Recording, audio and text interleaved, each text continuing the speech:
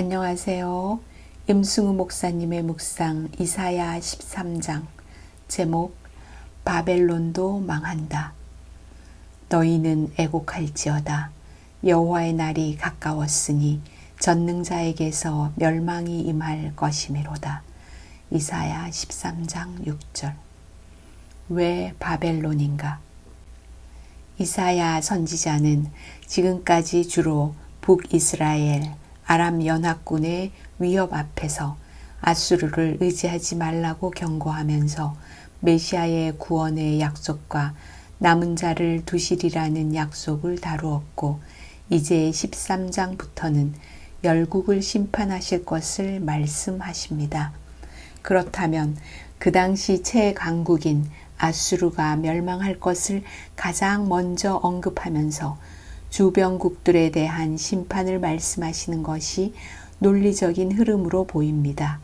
그런데 대략 130년은 지나야 바벨론이 유다를 멸망시킬 것이고, 그 후 또 70년 정도는 되어야 바벨론이 멸망할 것인데, 이사야는 뜬금없이 당시에는 강대국이 아니었던 바벨론의 멸망을 가장 먼저 비중 있게 다루고 있습니다. 그 이유는 무엇일까요? 성경에서 하나님을 의도적이고 조직적으로 대항한 첫 사건이 바로 바벨탑 사건입니다. 예루살렘이 하나님의 도시를 예표한다면 바벨론은 사탄의 도시를 예표합니다. 그리고 구약에서 하나님의 백성을 결국 멸망시킨 세력은 바로 바벨론 제국입니다.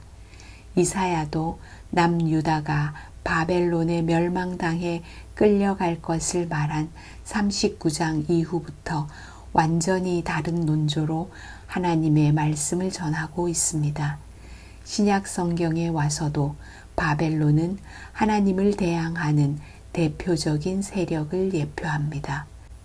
사도 요한은 당시의 로마 제국을 바벨론에 비유했으며, 마지막 날에 영적인 바벨론 세력이 아마겟돈에서 하나님의 군대와 싸울 것을 예언했습니다.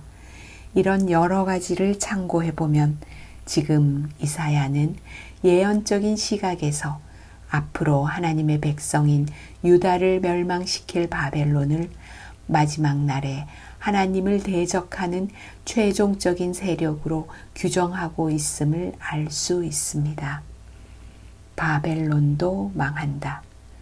유다 왕 아하스는 북이스라엘과 아람에 대항하기 위해 강대국인 아수르와 동맹을 체결하고자 했습니다. 이에 대해서 이사야는 북이스라엘과 아람은 망할 것이고, 유다가 의지하고자 하는 아수르는 유다를 배신할 것과 그런 아수르도 멸망할 것을 예언하였습니다. 그러므로 선지자는 하나님만을 의지하고 하나님의 말씀을 신뢰해야 한다고 권면하였습니다.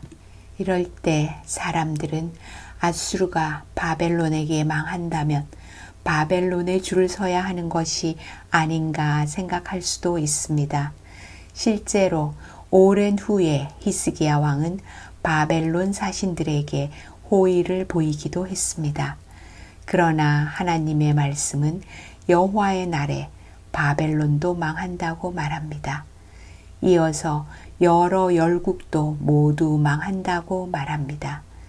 이 땅에 속한 모든 것은 망할 것이고, 하나님의 백성이 의지할 대상은 하나님밖에는 없다고 말합니다. 자본주의도 망합니다. 공산주의도 망합니다. 민주주의도 사회주의도 공리주의도 복지주의도 망합니다. 돈도 권력도 명예도 사라집니다. 우리는 사라지지 않을 것을 의지해야만 합니다. 기도. 결국은 멸망할 것들에 우리의 시선을 빼앗기지 않게 하소서. 아멘.